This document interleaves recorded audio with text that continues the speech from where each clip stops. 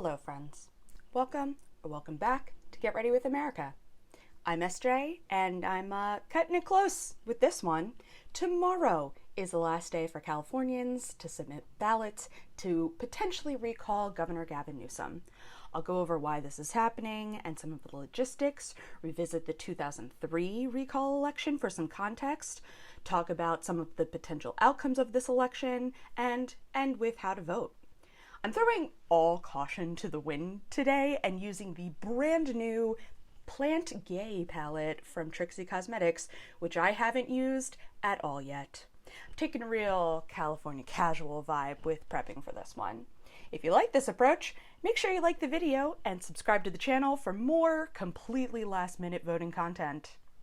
Let's get into it.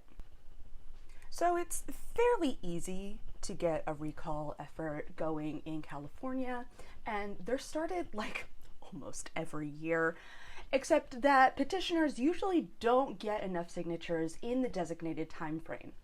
2003 was the first time a recall effort for a governor successfully made it to an election in the state, and we'll talk more about that in a bit. And then 2020 was its own fresh hell. People were already trying to recall Governor Newsom, as they do, and then everything shut down, and the state government extended the deadline to collect petition signatures since it was significantly harder to do so. And then Newsom shut everything down, and then he went out to eat with a big party, and more people than would have been paying attention before were like, this guy sucks. I will sign that recall petition. There are two questions on the ballot. Do you want to recall Governor Gavin Newsom, and who do you want to replace him? There are 45 people running to potentially replace Newsom if more than 50% of people vote yes on question 1.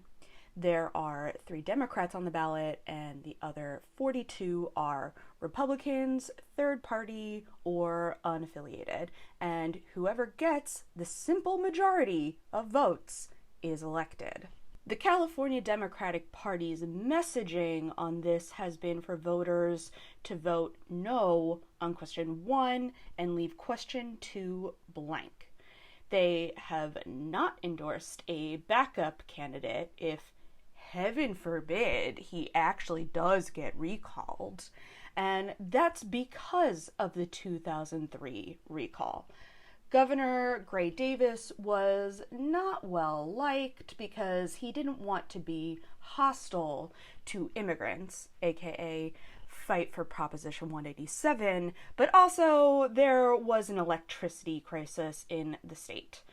Petitioners got enough signatures, and there was an election to recall and replace the governor for the first time since the practice was adopted in 1911. Lieutenant Governor Cruz Bustamante ran as a candidate in question 2 for the very reason of being a backup in case Davis was recalled. However, even the well-liked lieutenant governor just wasn't competition against the governator. That's right, this election is why there was ever a Governor Arnold Schwarzenegger. If you're like me and wasn't paying attention to this because you were below voting age on the other side of the country, just not paying attention to politics or any combination, you had no idea until this recall, this was how he was elected. But the Democrats are haunted by this, thinking that Bustamante running and giving voters a viable option meant more people voted to recall Davis to vote for him, and they want to avoid that. Except that a large portion of their voting bloc didn't vote in that 2003 election. The youngest voters this year were fresh out the womb. Plus, California's population is ever-changing, with people coming in constantly for school and the entertainment and tech industries. It's just wild to me to base your strategy on one other instance that happened an entire adult's life ago. I normally make these videos more neutral-ish, and at least talk about all parties that are running, but putting this out this late in the game, I'm going to be direct. People should vote no on the recall. Are you a Democrat or a liberal or progressive independent or other party member who's pissed at Newsom for being a bit of a jackweed about some stuff over the past couple of years? Understandable. He's up for re-election next year, and you can vote for whoever runs against him in the primary.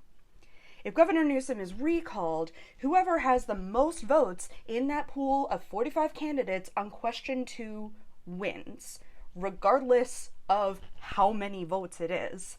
And right now, the candidates polling at the top are all very right-wing Republicans who want to end mask and vaccination mandates, end the minimum wage in California, ban abortions outright, and other things we see happening here and there across the country.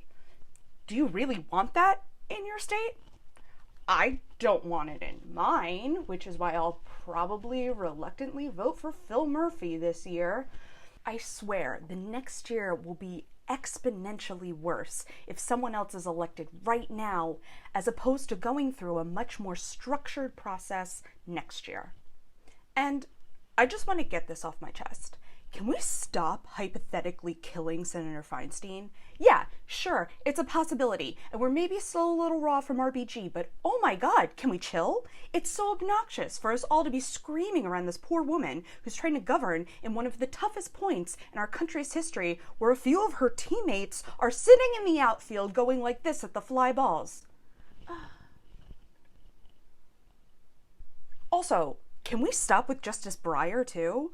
All he's done is be old, and people are harassing him every second to retire. Chill, and maybe go attack Matt Gaetz some more, who actually groomed young women. We stopped talking about that.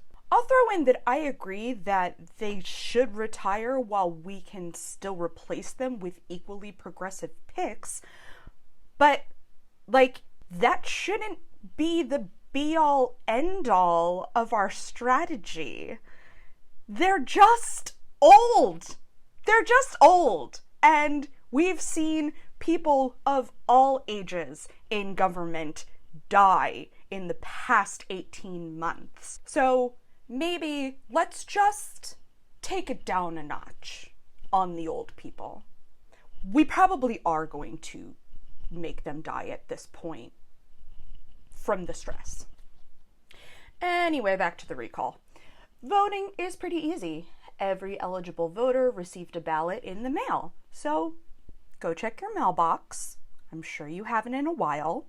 Fill out that ballot and drop it in the mail, or drop it off at your polling location tomorrow. Or just go vote at the polls. I put a link in the description box so you can find your polling location. Non-Californians, please check in with the people you know in California to make sure they voted. Share the website to check their info if they need it. If they don't want COVID to get worse, and they don't want wildfires and droughts to continuously ravage the state with no plans for environmentally sustainable solutions, and basically they don't want to live in a Texas-Florida hybrid, they need to vote no on question 1. If they don't want to leave question 2 blank, I personally would vote for Angeline, who has pretty sound ideas for tackling homelessness and criminal justice reforms, and would also institute a statewide bubble bath day. I'm here for that. And that's it. Please get your ballot in or touch base with your California friends to make sure they did. High voter turnout means that it's harder for the next recall to happen, as you have to get a fixed percentage of the turnout from the previous election year to trigger a recall election. I want to give a quick shout out to my friend Sam Chavez of Nerdology, who's based in San Fran and publishes a weekly political communications newsletter, which I used as part of my research for this episode, and I'll link it in the description box. I have been researching for weeks on this one with lots of articles, podcasts, and YouTube videos, so if you're looking for additional info, do a search on the recall in any Mediums app. If you liked this video and want to hear more from me about upcoming elections, please subscribe. Please also consider supporting me through Patreon with a monthly contribution, or you can buy me a coffee. Both links are in the description box. Thank you all so much, and I'll see you again soon.